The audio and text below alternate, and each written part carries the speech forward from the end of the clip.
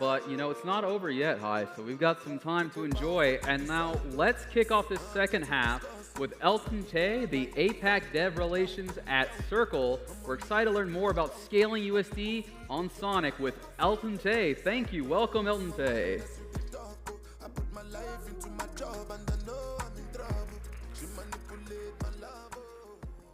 Good morning, GM everyone. Hope you guys had a good lunch.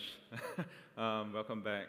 My name is Elton. I work as a developer relations for Circle, and today I'm excited to be here at Sonic Summit to share more about USDC and what it means for builders building on Sonic. So for those who do not know, Circle is the issuer of USDC, which is the largest regulated digital dollar, and is accessible over 185 different countries, is over 74 billion in circulation, and is on 28 different supported blockchains.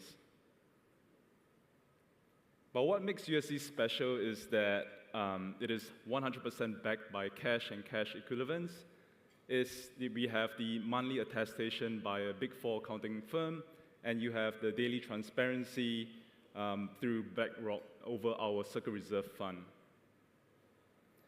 But because we are globally accessible, we have regulatory approvals across the world in the US, EU, UK, Singapore, the UAE, Japan, and more.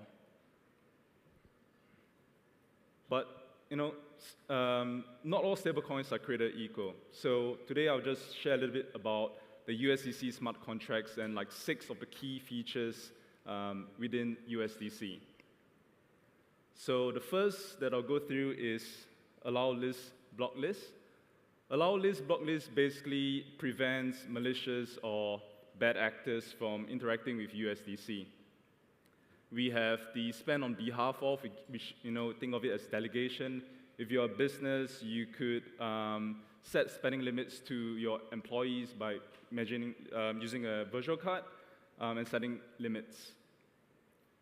And there's also the minter configuration. Today, Circle is the sole issuer of USDC, but the contract is configured in such a way that there could be authorized minters in the future to mint USDC.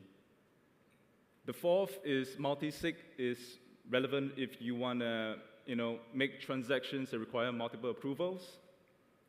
Cold storage support when you want to create a transaction first, you store it offline, and then you broadcast in the future. And last but not least, pausing and upgrading. Pausing is when only for emergencies, USDC can be paused.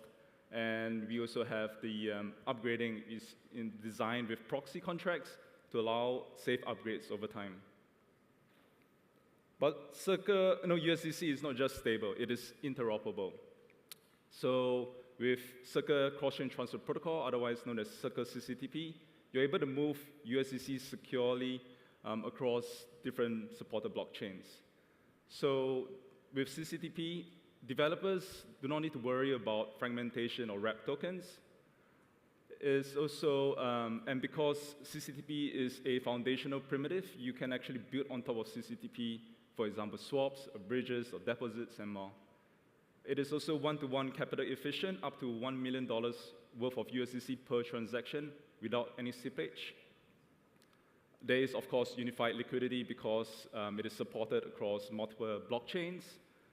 And last but not least, you have the security with Circle. Circle CCTP is operated by a native mint and burn model, so you don't need to worry about it has the fewer trust assumptions compared to traditional bridging.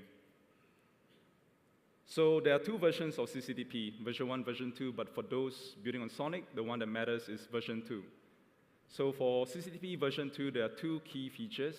The first is fast transfer, and the second is hooks. The fast transfer is when, instead of standard block confirmation times, with fast transfer, you're able to move USDC within seconds instead of minutes or hours on chains such as Ethereum.